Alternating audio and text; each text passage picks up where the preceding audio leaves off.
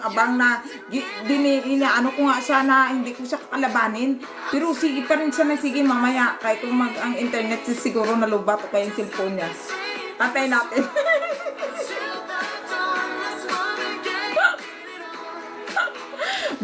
Masakit ang dyan sa kanya. Si Honey. Si Honey nanalo. Hindi, wala pa siyang wala pa siyang gifters. Thank you, Sisi. Mamaya, dalawin ka niyan dito. Sigurado, ha? Kaninang tanghali nagdalo.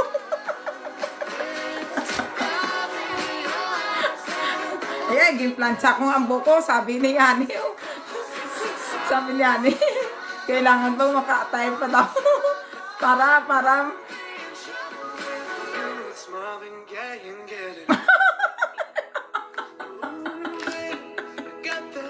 baka magpagwapo yun siya.